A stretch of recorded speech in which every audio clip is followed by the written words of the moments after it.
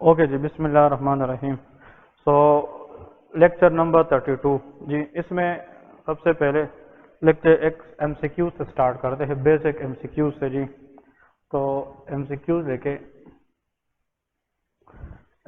में लेके कि Parkinson disease is marked by Parkinson disease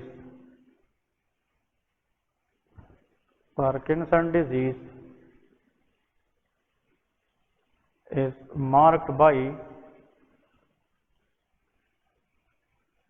deficiency of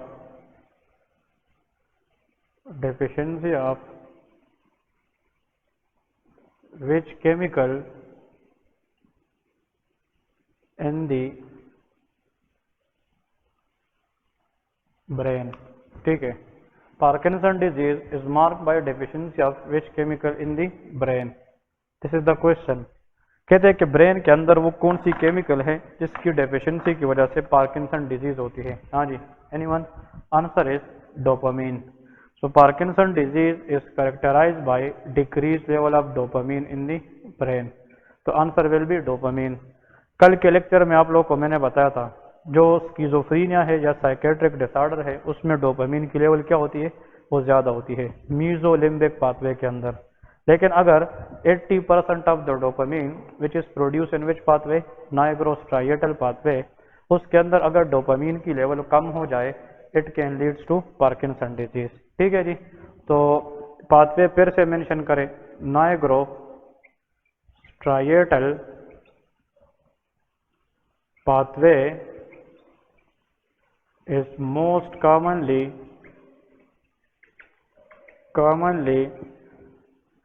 affected in Parkinson disease. ठीक है जी। पार्किंसन डिजीज के अंदर the most commonly pathway to be affected is nigrostriatal pathway. ठीक है, नाइग्रोस्ट्राइएटल पाथवे कहाँ से कहाँ तक होती है? सब्सटेंशिया नाइग्रा से striatum part of the basal ganglia तक।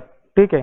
पार्किंसन डिजीज, इसके बारे में जनाब लेके what is the definition, Parkinson disease की डेफिनेशन लेके, it is believe that it should be a neuro degenerative disease, a long term neuro degenerative disease in older people leading to the following symptoms, the following features। ठीक है जी। Parkinson disease एक neuro degenerative condition है जो older लोगों को ज़्यादातर affect कर देती है। इसमें जनाब कुछ इंपॉर्टेंट फीचर्स होती है। Number first thing, there will be resting tremor in a Parkinson disease patient, there will be resting tremor. First one is resting tremor. लेकिन देखिए, इस ट्रेमर का ये खसूसियत है कि there will be a tremor at rest. लेकिन ये लोग जब कोई वॉलंटरी काम करते हैं, फॉर एग्जाम्पल किसी चीज़ को पकड़ने की कोशिश करते हैं, तो during voluntary action of the body the tremor will be disappear. So the tremor which is present in rest, but the tremor which is disappear at voluntary movement of the body, that is a resting tremor. इसके साथ second number लेके, there will be muscle rigidity. मतलब इन लोगों की जो muscle है वो क्या हो जाती है, रेजिड हो जाती है। और मसल के अंदर जो टोन्स है उसकी जो टोनेसिटी है वो भी क्या हो जाती है, बढ़ जाती है। So hypertonicity of the muscle leading to rigidity. और ये मसल इतने रेजिड होते हैं कि इसको एक स्पेसिफिक नाम भी देते हैं, rigidity of the muscle in Parkinson disease is called lead pipe rigidity, lead pipe rigidity. ठीक है जी, इसको हम लीड पाइप रिजिडिटी भी कहते हैं। तो lead pipe rigidity is seen in Parkinson disease patient, और इसका एक और नाम भी है, कॉगव्हील रिजिडिटी। तो cogwheel rigidity and lead pipe rigidity both are seen in Parkinson disease, cogwheel rigidity.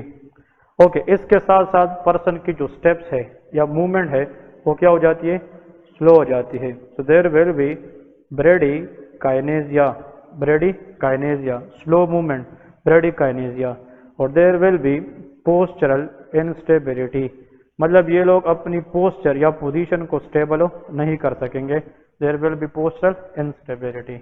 तो पार्किंसन डिजीज, इसकी एग्जैक्ट मैकेनिज्म अभी तक किसी को पता नहीं है। It is mean that Parkinson disease is idiopathic but some risk factors are responsible, some genetic factor and environmental factor both can role play in the Parkinson disease pathogenesis, लेकिन exact etiology किसी को भी नहीं पता। ये long term neuro degenerative disorder है जिसमें older people ज्यादा अफेक्ट होते हैं, and it is characterised by these four.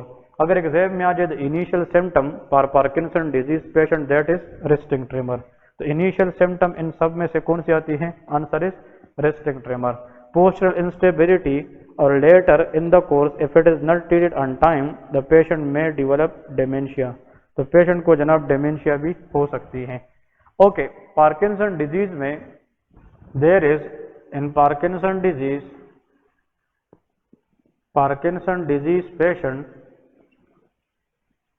patient there is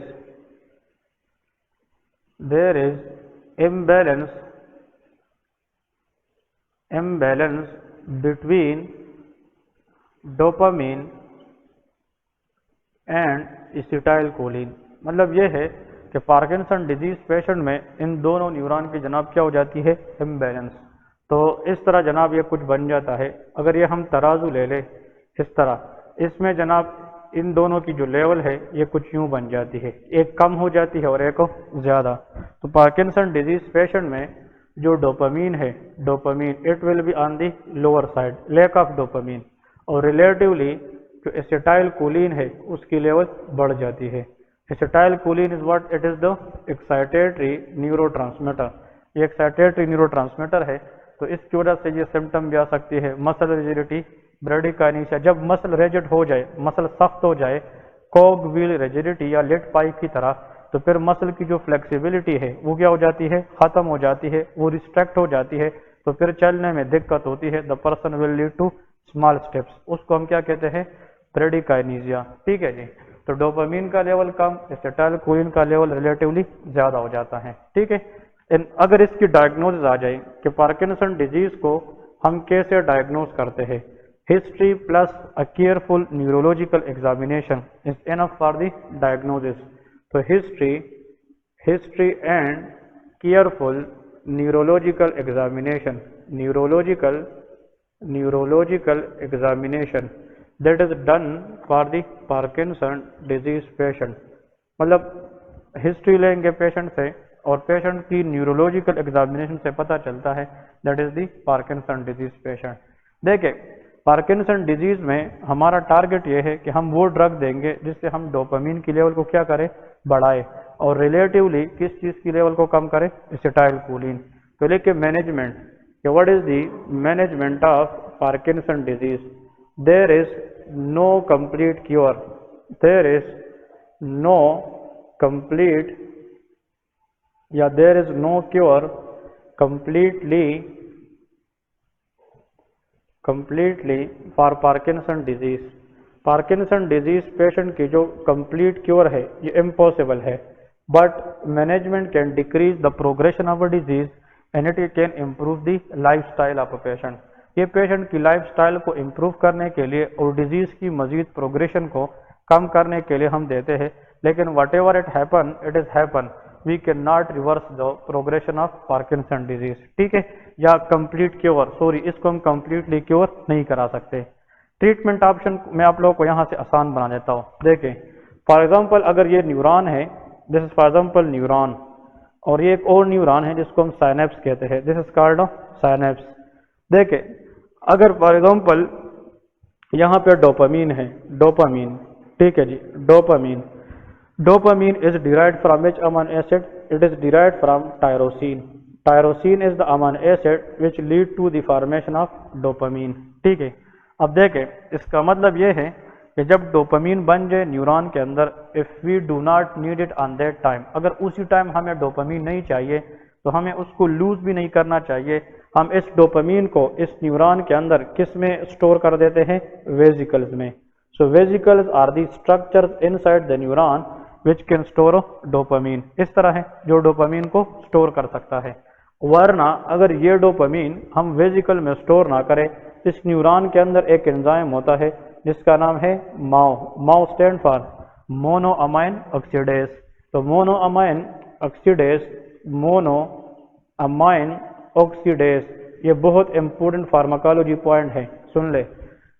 oxidase mean कि ये एंजाइम ऑक्सीडेशन कराता है उस चीज की जो डिराइव किया गया है कितने अमाइनो एसिड से, सिंगल अमाइनो एसिड से। तो ये जो डोपामीन है ये कितने अमाइनो एसिड से हम डिराइव करते हैं, सिंगल अमाइनो एसिड। तो can this enzyme act on dopamine, yes. और ये डोपामीन को ऑक्सीडाइज करके उसकी क्या करती है, डिग्रेडेशन करती है। तो असल में ये है कि डोपामीन को माओ की एक्टिविटी से बचाने के लिए इसको हम किस में स्टोर कर देते हैं, वेजिकल में। और इस साइनेप्टिक न्यूरॉन के अंदर, प्री साइनेप्टिक न्यूरॉन के अंदर एक और एंजाइम होता है जिसका नाम है कोम्ट एंजाइम। इसको क्या कहता है, कोम्ट। कोम्ट stand for catechol O मीटाइल transferase, ये भी याद रखें, ट्रांसफिरेज, ठीक है जी। सो कोम्ट का मतलब ये है catechol O methyl transferase. It can also degrade dopamine. तो डोपामीन को डिग्रेड करने पे दो एंजाइम तोले होते हैं, one is MAO enzyme, another is COMT enzyme, ठीक है, कैटाकोल ओ मीटाइल ट्रांसफरेज। अब यहाँ पे क्वेश्चन ये है, पार्किंसन डिजीज पेशेंट में क्या होता है, डोपामीन की लेवल कम होती है। तो हमारे पास एक तरीका तो ये है कि हम ऐसा ड्रग दे दें जिससे हम डायरेक्ट डोपामीन की लेवल को क्या करें, बढ़ाए, पेरिफेरी में कि ब्रेन के अंदर। क्योंकि पार्किंसन डिजीज के अंदर जो डोपामीन है वो नाइग्रोस्ट्राइटल पाथवे में कम है और वो कहाँ पे है, ब्रेन में। या तो ऐसा ड्रग दे बाहर से आईवी में या पेरिफेरल रूट से, ताकि वो ब्लड ब्रेन बैरियर को क्रॉस करे और वो डायरेक्ट किस में कन्वर्ट हो जाए, डोपामीन में। उस ड्रग का नाम है लीवोडोपा, जिसको हम एल-डोपा कहते हैं, वो भी हम पढ़ेंगे। दूसरी बात, पार्किंसन डिजीज के अंदर ऑलरेडी किस चीज की कमी होती है, डोपामीन। तो इस एंजाइम को भी काम करने से हम प्रिवेंट करेंगे। अगर ये एंजाइम फ्री रहा तो ये तो मजीद डिस्ट्रक्शन करेगा, तो डोपामीन कम होगा। तो पार्किंसन में हम ऐसे ड्रग भी देंगे जिसपे हम किसको ब्लॉक करें, MAO. Drugs are called MAO inhibitors, ठीक है। दूसरी बात, एक ऐसा ड्रग भी देंगे जिसपे हम किसको इनहिबिट करें, COMT, that is called COMT inhibitors. तो levodopa, MAO inhibitor, COMT inhibitor. और डोपामीन कम है रिलेटिवली, कौन सी चीज ज्यादा है, एसिटाइल। और acetyl choline act on muscarinic receptor. ये किस रिसेप्टर पे काम करती है, मस्कोरेनिक। तो हम ऐसा ड्रग देंगे जिससे एसिटाइल कोलिन किस पे काम ना कर सके, मस्कोरेनिक। तो एंटी मस्कोरेनिक भी देंगे, ठीक है ना। क्योंकि मस्कोरेनिक रिसेप्टर को ब्लॉक करेंगे तो इसमें से सारे ये मसल रिजिडिटी ये सिम्टम कम हो जाएंगे कि नहीं। तो इसका मतलब levodopa, MAO inhibitor, COMT inhibitor as well as antimuscarinic. इस तरीकों से जनाब हम पार्किंसन के डिफरेंट ट्रीटमेंट देंगे।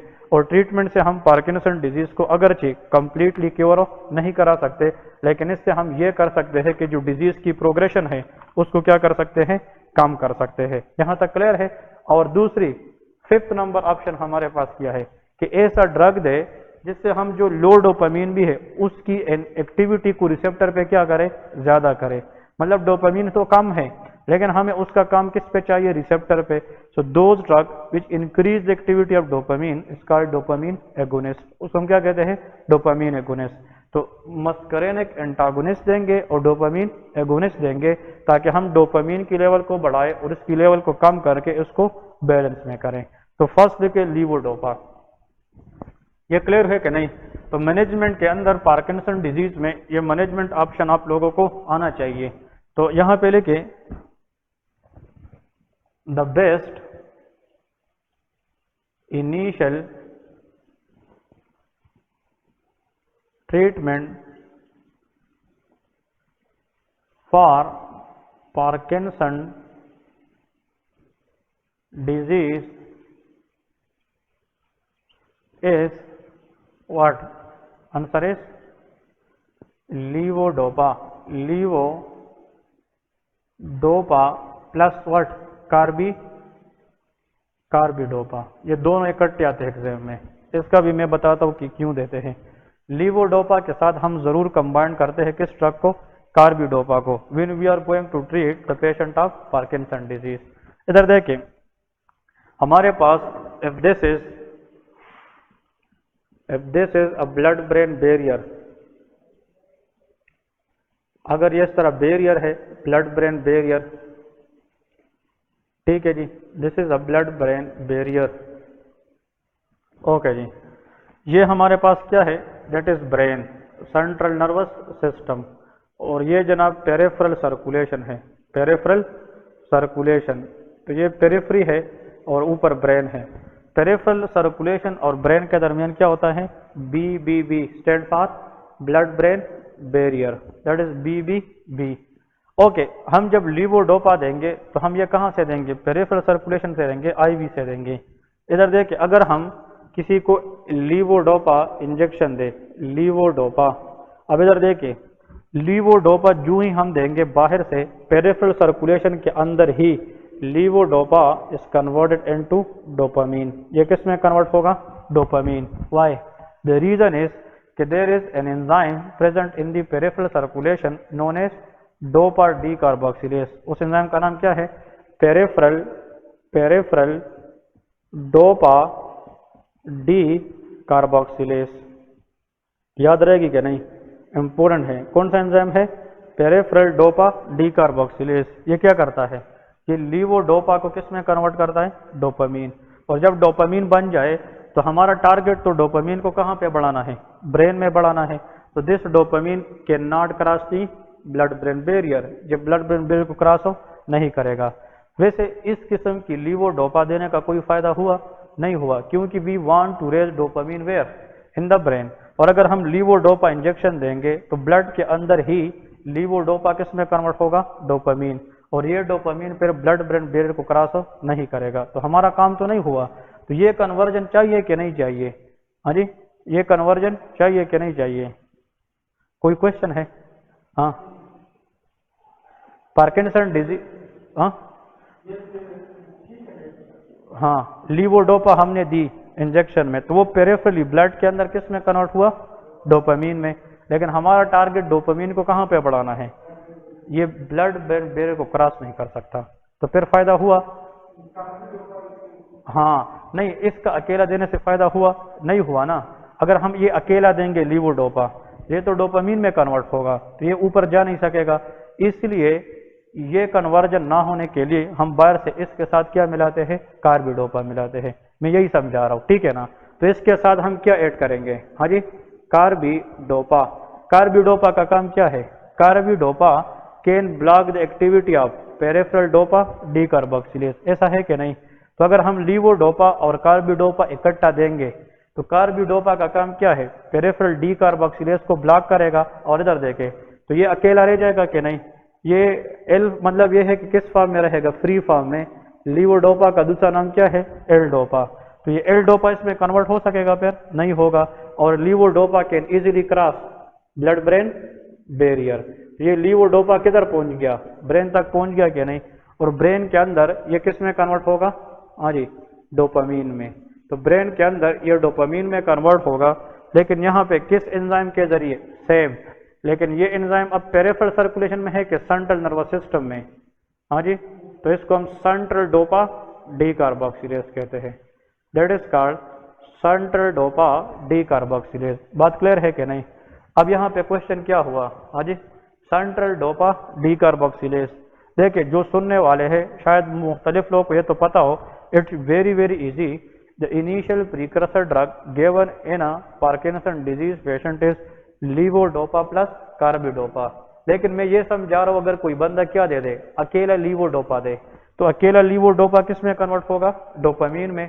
और dopamine blood brain barrier cross नहीं करेगा। और हमारा टारगेट तो डोपामीन को कहाँ पे बढ़ाना है, ब्रेन के अंदर बढ़ाना है, तो फिर फायदा नहीं हुआ। तो इधर देखें, हम लीवोडोपा के साथ हमेशा क्या कंबाइन करते हैं, carbidopa.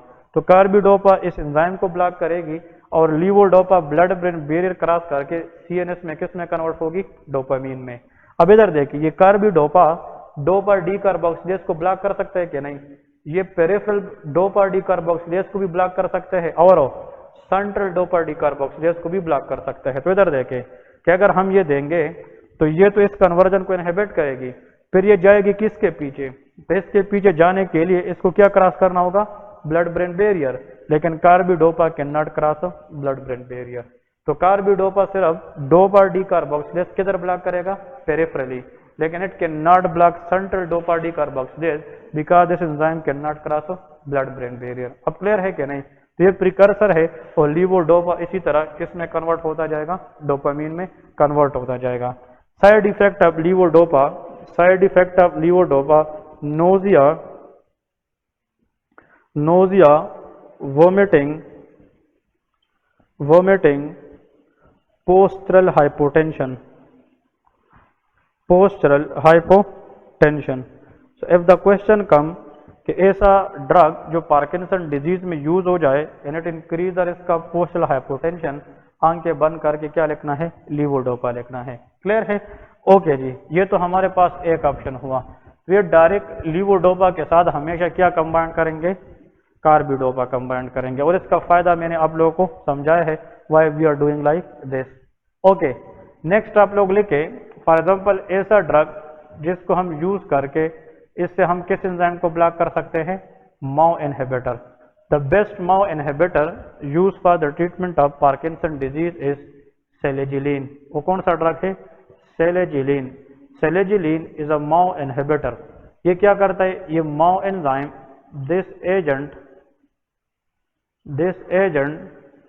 mainly inhibit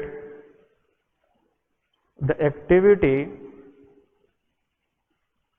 activity of MAO and leads to decrease degradation of dopamine, decrease degradation of dopamine.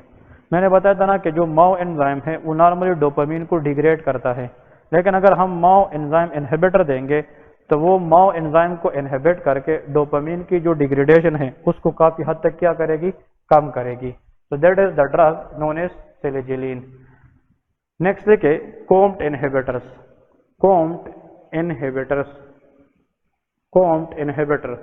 Comte inhibitor क्या करेंगे, सेम जिस तरह के माओ एंजाइम है तो इसी तरह कौन सा एंजाइम है, COMT stand for catechol O methyl transferase. तो इसके अंदर जो ड्रग है that is called tolcapone and entacapone, tolcapone entacapone. these agent block the activity of COMT enzyme and increase dopamine level, क्योंकि जैसा कि माओ है एग्जैक्टली उसी तरह COMT एंजाइम का भी काम है। तो COMT एंजाइम हमारे पास क्या करता है, शाबाश, COMT एंजाइम का काम यह है कि ये डोपामीन को नॉर्मली क्या करता है, डिग्रेड करता है। तो अगर हम बाहर से ड्रग देंगे फॉर एग्जांपल COMT इनहिबिटर और उसमें कौन कौन से एजेंट आते हैं, टोलकेपोन, एंटाकेपोन। तो टोलकेपोन और एंटाकेपोन ये दोनों ड्रग हमारे पास क्या करेंगे, ये COMT एंजाइम को ब्लॉक करेंगे। और अगर COMT एंजाइम काम नहीं करेगा तो हमारे पास क्या होगा, डोपामीन की डिग्रेडेशन क्या हो जाएगी, वो कम हो जाएगी। जब वो कम हो जाएगी तो हमारे पास डोपामीन की डिग्रेडेशन कम होने की वजह से रिलेटिवली डोपामीन का जो लेवल है वो बॉडी में क्या हो जाएगा, बढ़ जाएगा। And that we need specially in Parkinson disease. Clear है जी, ये पॉइंट जरूर याद रखना है।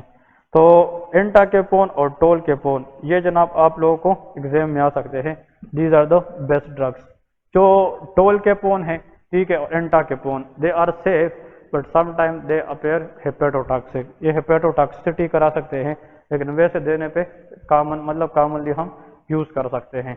नेक्स्ट देखे एंटी मस्करेनिक, एंटी मस्करेनिक ऐसा ड्रग जो जिस पे हम किसकी रिसेप्टर को ब्लॉक करें, एसिटाइलकोलिन। तो एसिटाइलकोलिन की रिसेप्टर को ब्लॉक करने के लिए जो ड्रग हम देते हैं दैट इज बेनस्ट्रोपिन। इसको हम कहते हैं बेनस्ट्रोपिन। So benstropin is a drug which block the activity of acetylcholine and it will decrease and improve the symptom of Parkinson disease। यहाँ से आप लोगों को ये लीवोडोपा एग्जाम में आता है और जस्ट ये आता है कि यार एक बंदा माओ इनहिबिटर ले रहा है फॉर पार्किंसन डिजीज, तो वो नीचे ड्रग में से क्या है, टेलेजिलिन। केपोन वाले कोम्ट इनहिबिटर है, और ये बेंस्ट्रोपिन क्या है, एंटी मस्करेनिक है। नेक्स्ट देखे, जो मेरे हिसाब से सबसे इंपॉर्टेंट पॉइंट ये है, name the antiviral which is used in the treatment of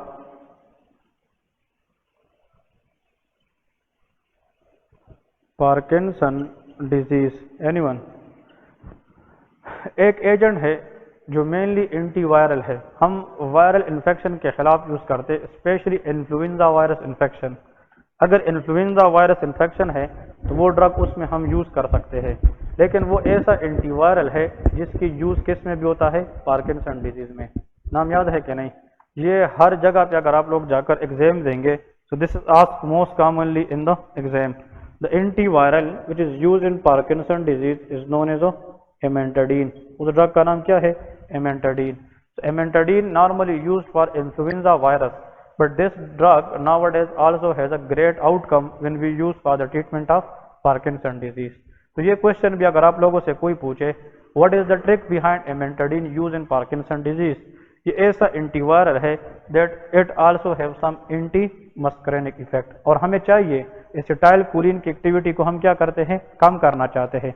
तो बेंस्ट्रोपिन जो है ये तो बिल्कुल अपना प्योर एंटी मस्करेनिक है, लेकिन इसकी कैटेगरी क्या है, एमेंटाडीन की, ये एंटीवायरल है, लेकिन ये ऐसा एंटीवायरल है that it also can block which receptor, muscarinic receptor, so therefore it has anti muscarinic activity।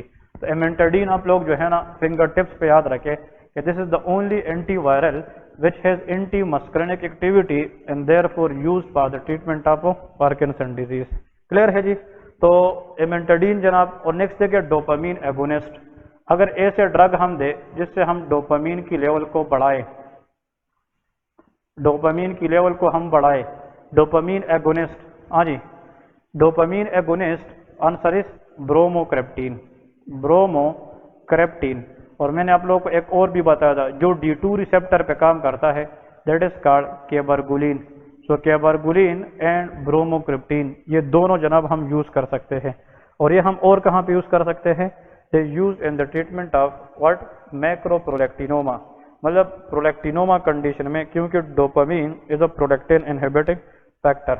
लेकिन अगर हम ये ज्यादा यूज करें यंग फीमेल में, तो young female will complain what, inability to lactate the babies, क्योंकि ये प्रोलेक्टिन को इनहिबिट करेगा, और इनहिबिट करने की वजह से ये मिल्क प्रोडक्शन को कम कर सकता है।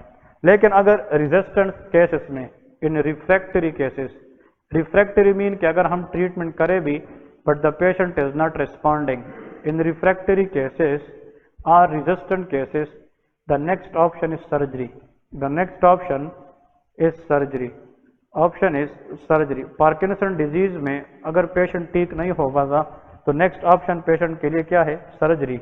तो एक इसमें होता है DBS surgery, stand for deep brain stimulation surgery, deep brain stimulation surgery, ठीक है। ये एक सर्जरी है, इसमें एक इलेक्ट्रोड रखा जाता है, चेस्ट है, और उसको कनेक्ट किया जाता है ब्रेन के साथ, और उसमें फायरिंग होती है, और ये क्या करता है, डोपामीन की लेवल को इंक्रीज करता है। लेकिन if someone know about its detail, go for some book and on Google, आप लोगों को इसका मुकम्मल जो है ना डिटेल वो बताएंगे कि इसमें जो इलेक्ट्रोड रखा जाता है, इसमें फिर डोपामीन की फायरिंग की जाती है, ठीक है, ताकि पेशेंट को जनाब शॉक्स मिलते रहे और उसकी जो डोपामीन लेवल है वो थोड़ी सी इम्प्रूव भी होते रहे।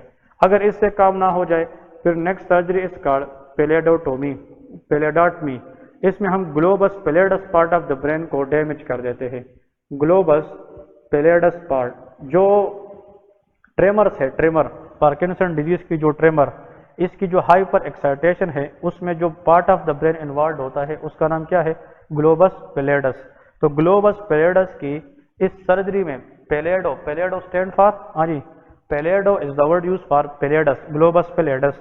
तो globus pallidus in Parkinson disease is responsible for the tremors. तो अगर ट्रेमर्स ठीक नहीं हो पाते तो हम कौन सा सर्जरी करते हैं, पेलेडोटमी।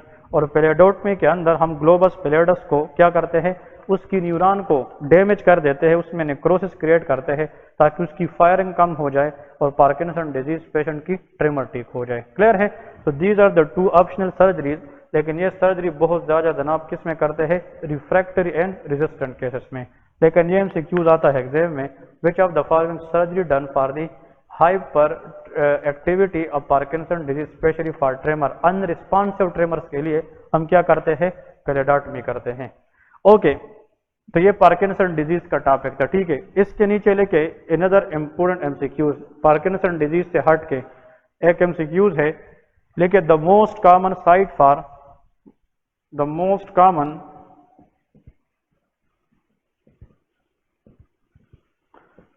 For amoebic liver abscess in the gut stand for intestine। ये भी क्वेश्चन आता है। अम्यूबिक लीवर एब्सेस, इसका मतलब ये है कि अम्यूबिक एब्सेस जो है it is caused by which organism? Entamoeba histolytica. तो एंट अम्यूबा हिस्टोलाइटिका ये डायरिया भी कराती है, और entamoeba histolytica can also damage the liver, और ये लीवर के अंदर क्या कराती है? मल्टीपल एब्सेस कराती है। लेकिन entamoeba histolytica it can also damage the gut, ये इंटेस्टाइन को भी गट को भी डैमेज कर देती है। और if entamoeba histolytica can damage the gut और intestine, the most target part of the intestine which is damage by this organism is caecum. तो सीकम किसका पार्ट है? Caecum is the first part of large intestine, and if this entamoeba histolytica damage the caecum it will lead to diarrhoea. और इसमें MCQs ये भी आता है कि सीकम के अंदर ये क्या करता है? फ्लास्क शेप अल्सर करते हैं। ये भी MCQs आता है कि फ्लास्क शेप अल्सर, ये अगर आ जाए एग्जाम में, specially in the caecum part, think about which condition? Entamoeba histolytica condition, and that is called amoebic liver abscess. अब इसके साथ जनाब हमने एक टेबल बनाना है, उस टेबल से भी आप लोगों को एग्जाम्पल, ये मैंने सिर्फ एक MCQs आप लोगों को सीट किया, और इससे रिलेटेड जो एग्जाम क्वेश्चन है वो अभी हम इंशाल्लाह हल करेंगे, ठीक है। ओके, तो एक साइड पहले के काजेटिव ऑर्गेनिजम्स, ये एक टेबल है इंपोर्टेंट, काजेटिव ऑर्गेनिजम्स, ठीक है। नेक्स्ट लिखे पैथोलॉजी, फिर लिखे क्लिनिकल फीचर्स, फिर लिखे डायग्नोसिस, आखिर में लेके ट्रीटमेंट। एक टेबल बनाएं, इससे भी आप लोगों के इंशाल्लाह 1-2 क्वेश्चन हल हो जाएंगे। तो ऊपर 3 कंडीशंस हम पढ़ेंगे। नंबर फर्स्ट है, इससे थोड़ा ऊपर लेके, हाइड्रेटेड सिस्ट या हाइड्रेटेड लीवर डिजीज, नेक्स्ट यहां पे लेके pyogenic stand for pus formation, liver abscess, और नेक्स्ट लेके अम्यूबिक लीवर एब्सेस। ये 3 कंडीशन है, ठीक है जी। हाइड्रेटेड लीवर डिजीज या हाइड्रेटेड सिस्ट लीवर डिजीज, इसके बाद pyogenic liver abscess and amoebic liver abscess, ठीक है जी। Okay, a question come, what is the causative organism for the hydrated liver disease? Answer is Echinococcus granulosus। इसको क्या कहते हैं? Echinococcus granulosus। Example MCQs question। So Echinococcus granulosus ये organism है। Echinococcus granulosus infection can cause what? Hydrated liver disease। That what is this? It is a dog tapeworm। ये dog tapeworm है, ठीक है, डॉग टेपवर्म। इसका मतलब ये है, इसकी जो डेफिनेटिव होस्ट है, what is the definitive host? वो होस्ट जिसमें किसी ऑर्गेनिज्म की सेक्सुअल फेज आ जाए, लाइफ उसकी एक क्या होती है? साइकिल होती है ना, रिप्रोडक्टिव साइकिल। ये शीप्स, वुल्फ, फॉक्स, ठीक है, ये इसके अंदर होती है, sheep, wolf, fox and dogs.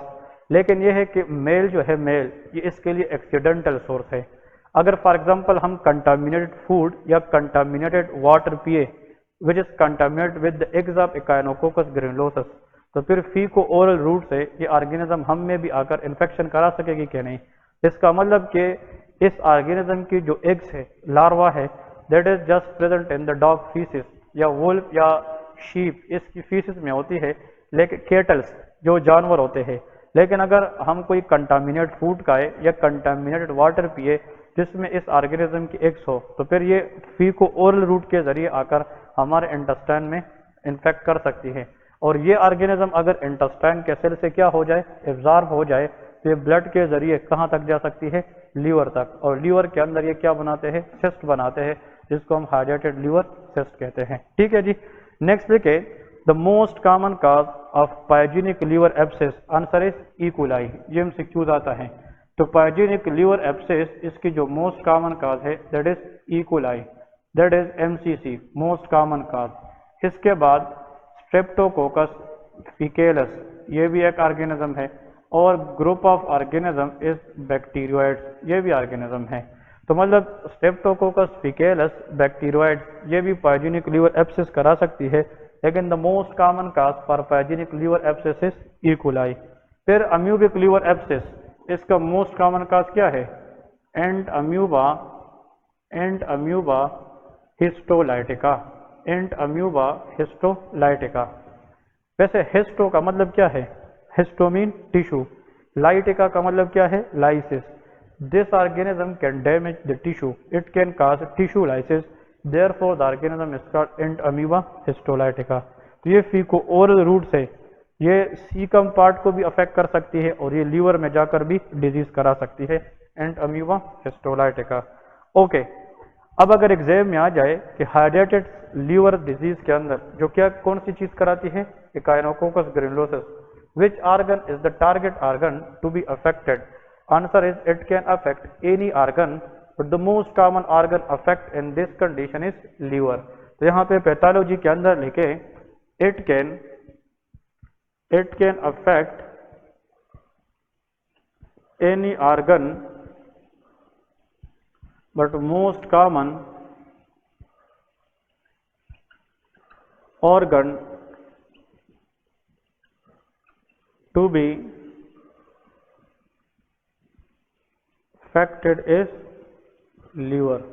ये ज्यादातर लीवर को अफेक्ट करता है। Most common organ to be affected that is liver. ये लीवर को अफेक्ट करता है और सामने लेके specially in 75% of the cases ये लीवर के अंदर डिफरेंट सिस्ट बनाती है। और लीवर के बाद देखे ये अपने पास जो है ना लिख ले कितने % लीवर को, 75।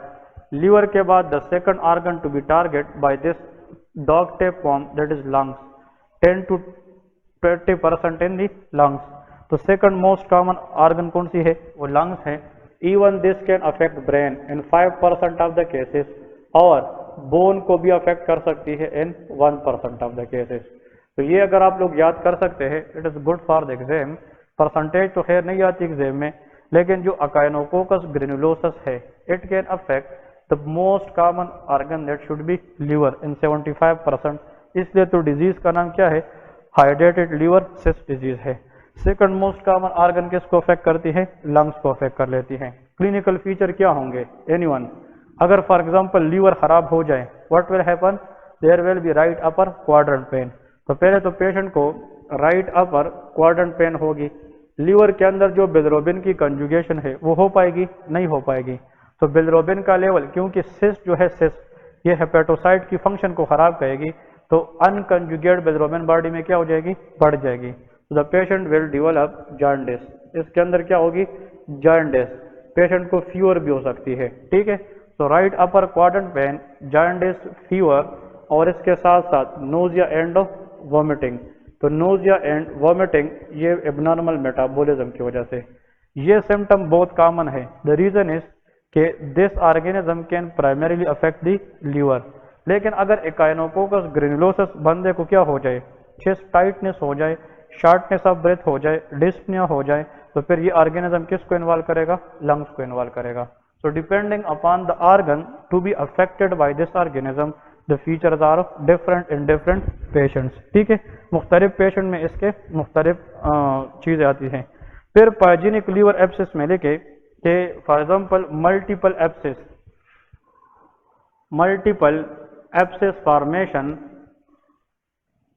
Formation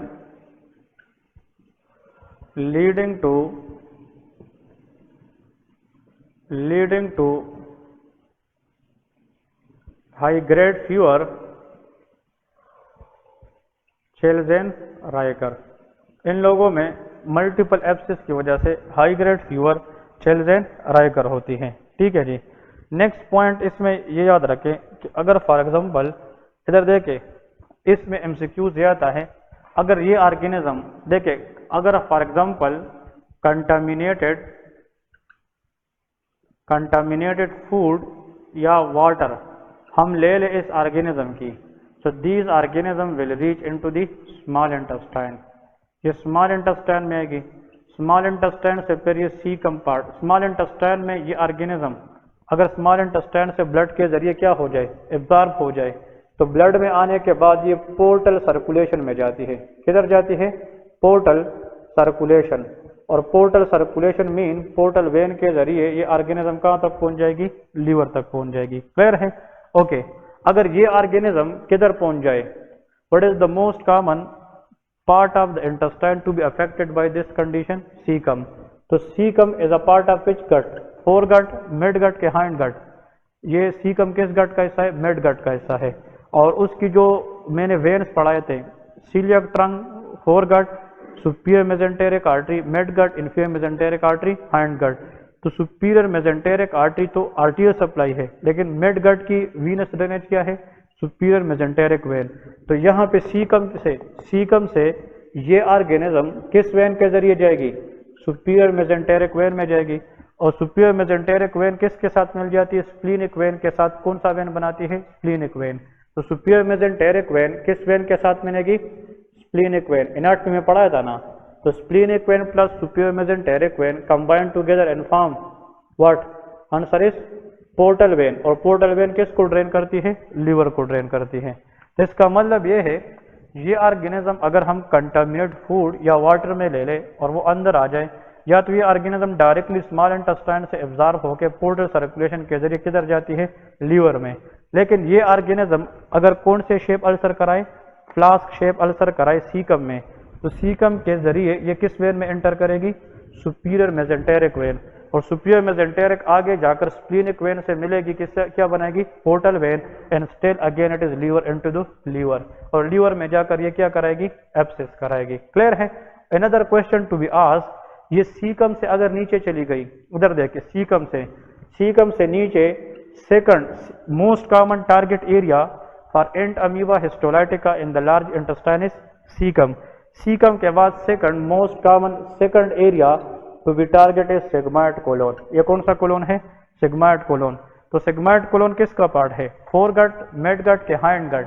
hind gut. Very good. तो हाइंड गट की जो वीनस सप्लाई है वो क्या है? Inferior mesenteric when. ये कौन सा वेन है? Inferior mesenteric. और inferior mesenteric vein drain into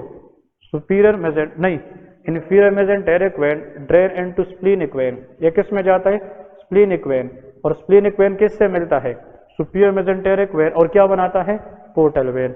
तो चाहे सीकम से हो चाहे सिग्मॉइडल, लेकिन ये एमसीक्यूज आता है कि the entry of entamoeba histolytica from caecum that is via the which vein? Superior mesenteric vein. और एंट अमीबा हिस्टोलाइटिका का सिग्मॉइड कोलोन से एंट्री किसके जरिए होती है? Inferior mesenteric when. क्लियर है? तो ये इन एंट्रीज के जरिए कहाँ को जाएगी? ये लीवर तक जाएगी। तो इसकी क्लिनिकल फीचर में क्या होगा? हाँ जी, अगर ये सीकम और या सिग्मॉइड कोलोन को खराब करे तो डायरिया कराएगा कि नहीं? हाँ जी, नंबर वन इज डायरिया। ये बावल मोटिलिटी को खराब कर सकता है। और कौन से शेप अल्सर कराएंगे सीकम में? फ्लास्क शेप अल्सर कराएंगे। और नेक्स्ट क्या करा सकता है? हाँ जी, ये single abscess in the liver. Single abscess in how many lobes of the liver we have? Liver के कितने लोब है? दो, लेफ्ट हेपेटिक लोब और राइट। तो ये right lobe of the liver को अफेक्ट कर देता है। द रीजन इज वाई याद रखें पोर्टल वेन ये लेफ्ट ब्रांचेस देती है, लेफ्ट को और राइट। तो पोर्टल वेन की जो फर्स्ट ब्रांच है वो राइट हेपेटिक लोब में जाती है, इसलिए it can affect right hepatic lobe. Clear है? तो ये जनाब इसकी पैथोजेनेसिस और क्लिनिकल फीचर। लेकिन एंट अमीबा हिस्टोलाइटिका ये एग्जाम में ज्यादा आता है। ठीक है जी। लेकिन diagnosis, investigation of choice for hydrated cyst liver disease, CT scan of the abdomen.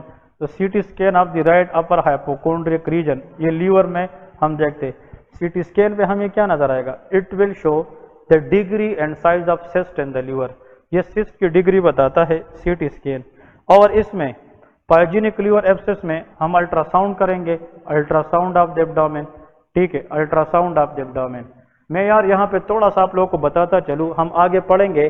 देखिए ये क्या है, what is this? Stomach. Stomach के बाद क्या होता है? ड्यूडिनम।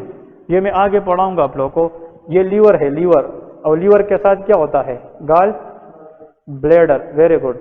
लीवर से जो डक्ट आता है उसको कॉमन हेपेटिक डक्ट कहते हैं, कॉमन हेपेटिक डक्ट। और इससे कौन सा डक्ट आता है? That is cystic duct. तो देखिए common hepatic duct from the liver, cystic duct from the gall bladder, ये जब आपस में मिल जाते हैं तो इससे क्या बनता है? Common bile duct. और वो किधर ओपन होता है? Second part of the duodenum. So that is common bile duct. ऐसा है ना? क्वेश्चन ये है, कभी कभार कुछ लोगों में कॉमन बाइल डक्ट की क्या होती है? ऑब्स्ट्रक्शन। तो इसके अंदर सिक्रीशन रिटेन कर देती है, स्पेशली बाइल, और दैट बाइल कंटेन, यहाँ पे कौन सी ऑर्गेनिज्म इन्फेक्शन होती है? E coli. तो ई कोलाई अगर यहाँ पे रिटेन हो जाए तो ई कोलाई ऊपर जाएगी कि नहीं? आगे तो जा नहीं सकेगी। तो असेंडिंग, और इस कॉमन बाइल डक्ट की क्या हो जाएगी? Inflammation. Inflammation of common bile duct is called cholangitis. और अगर वो हो जाए किसी ऑर्गेनिज्म की अप मूवमेंट से तो उसको क्या कहेंगे? Ascending cholangitis. और असेंडिंग कोलेंजाइटिस जब हो जाए तो common bile duct will release one of the enzyme which is called ALP, alkaline phosphatase. ALP का रेज होना, इट्स मीन कि there is something wrong in the common bile duct. ALT, ठीक है, SGPT, SGOT, ये सारे के सारे ये किसके हैं? लीवर के हैं। लेकिन ALP ये बॉडी में दो जगह बताती है, या तो बोन का इशू है एक्सीडेंट, या कॉमन बाइल डक्ट की इशू है।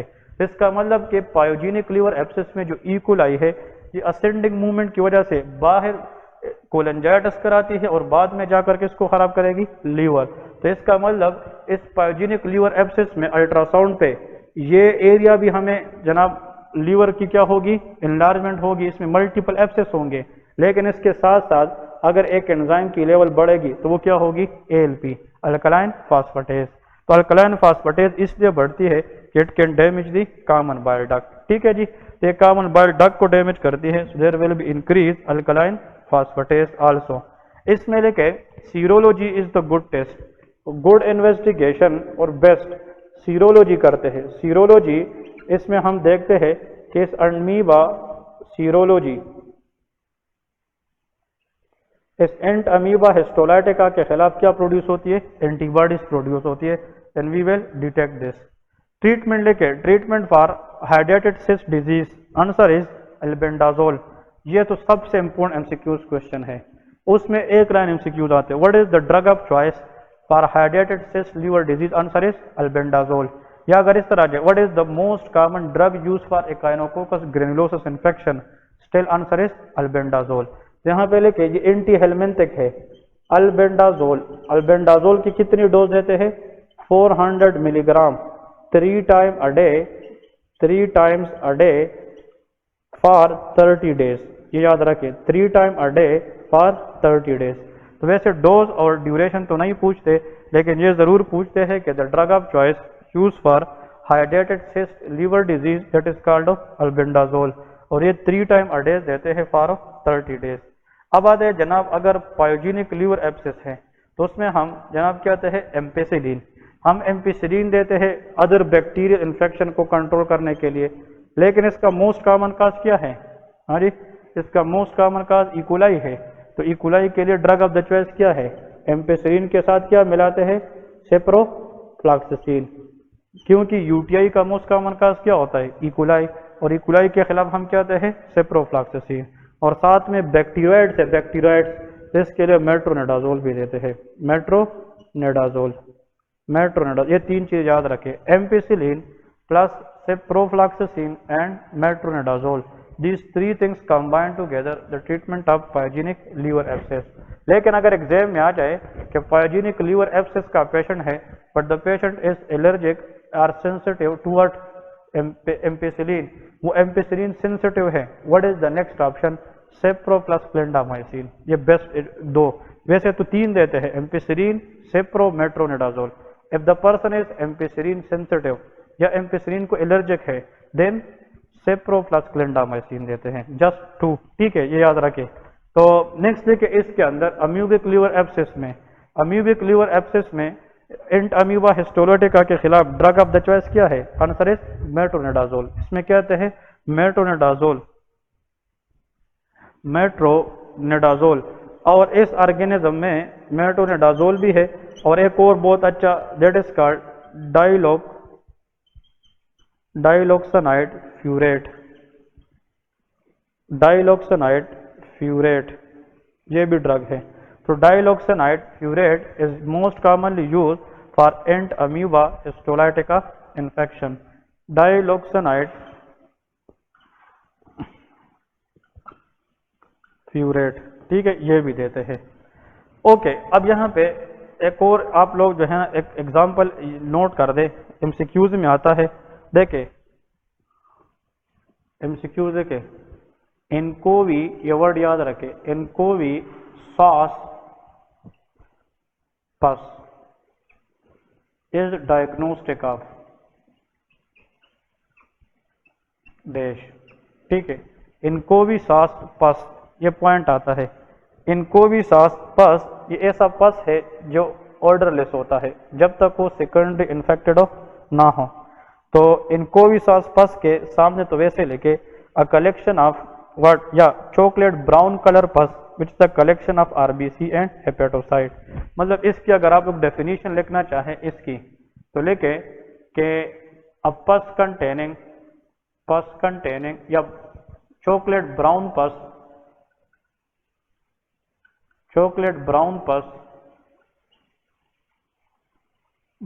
पस कंटेनिंग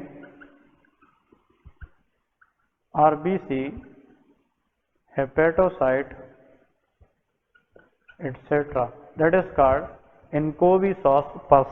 इनकोवी सॉस पस जब भी एग्जाम में आ जाए, ठीक है, that will be a diagnostic of pyogenic liver abscess। ये किसकी डायग्नोस्टिक है? Pyogenic liver abscess. तो इनकोवी सॉस पस का मतलब ये है कि इस पस के अंदर ऑर्डर नहीं होता, इन्फेक्टेड नहीं होता, इसका मतलब ये है इट इज ऑर्डरलेस, इसकी कोई बू नहीं होती। तो इनकोवी सॉस पस के बारे में ये बहुत इंपॉर्टेंट है और ये हमेशा एग्जाम के अंदर जनाब आप लोगों को आ सकता है। तो इनकोवी सॉस पस SAUCE, ठीक है ना। तो that is a diagnostic of